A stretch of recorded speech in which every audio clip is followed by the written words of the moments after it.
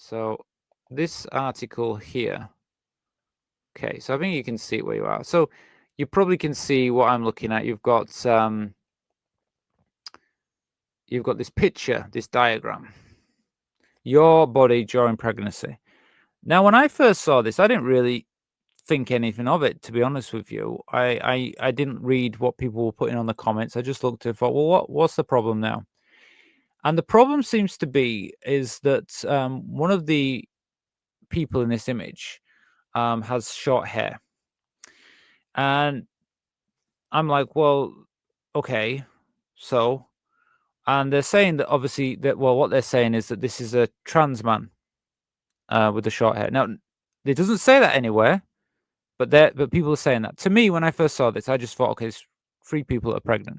Okay, whatever. Not big deal. If I saw this somewhere, I wouldn't really think anything of it.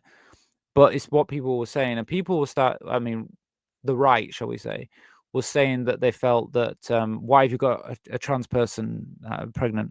Okay, whatever. So there's a lot about this. This isn't as simple as it first looks, because this is actually fake. It's not real. It wasn't at King's College. It's supposed to be King's College Hospital. Apparently, it's not. But that still didn't bother me, even if it was at King's College Hospital in London or whatever. I still would feel the same about this. So what? Okay, but let me read the article and let me let you know, because if you can see the article, it says here. Actually, that's the title.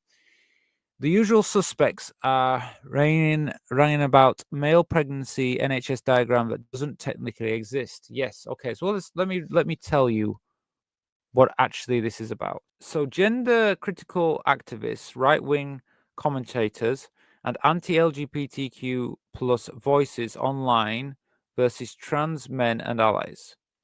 So what's happening? A fake NHS pregnancy diagram showing a male presenting pregnant person circulated online.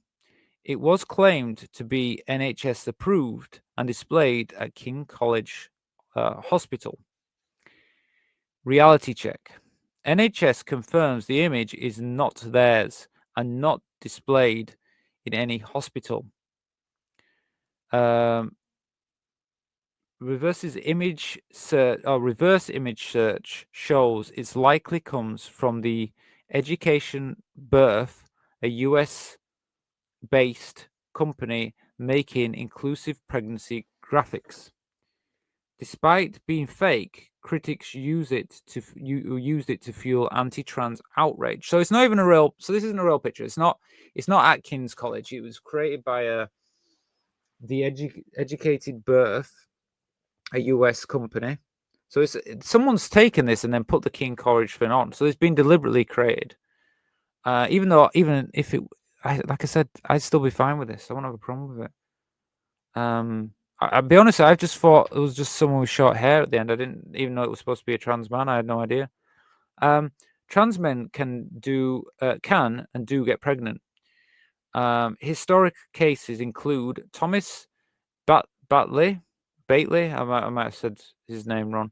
2007, the first widely known pregnant man, and Logan Brown, 2024, gave birth to Noah and later published In My Daddy's Belly about his journey. I think I know that book. I've seen that. The Edge of the Matrix. He likes to take that book everywhere with him to show his outrage about trans men. He's not much of a fan of trans people.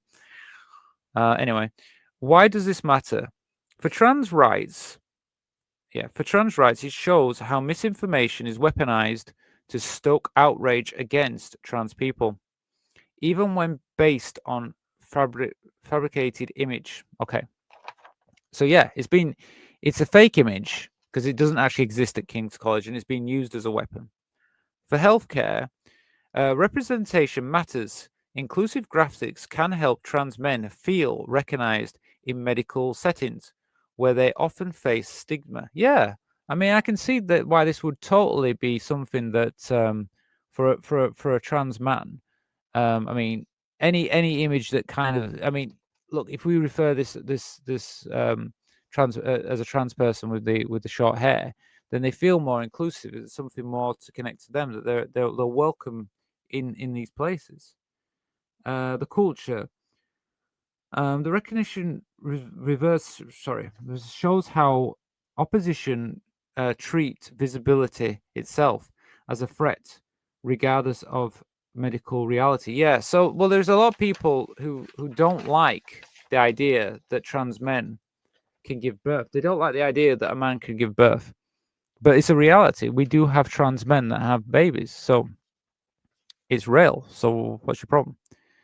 For daily life, fake controversy like this increases online hostility and can lead to real life discrimination against pregnant trans men and their families. Yeah. So, I mean, like I said, when I saw this image, I didn't think anything of it, but it was actually deliberately doctored like this and then created like as a weapon, as a outrage weapon, when there was nothing really there. And unfortunately, this is what's happened. Let me just give you some international context, because I always like to kind of give you an idea of what the difference is throughout the world, not just in our cultural bubble here in the UK and America. But anyway, okay. Well, the United States, outrage cycles around male pregnancy are common. Yes, in America. Thomas Bates. Let me get it. Bates. I might be wrong. Thomas Bates story made global headlines in 2007, sparking both visibility and backlash. More recently, conservative states, example Florida, Texas, have tried to restrict trans healthcare, including reproductive rights. Yeah, so they're taking away a lot of trans people's rights in those states. So that's Florida and Texas. Europe. Some countries, example Spain and Iceland, they have laws that recognize pregnant men in maternal care. So they actually have. So Spain and Iceland, again, these two countries, they've come a few times. In contrast, places like Hungary and Poland frame male pregnancy as part of a so-called gender ideology, using it to push anti-LGBTQ plus laws. Okay. Global inclusivity.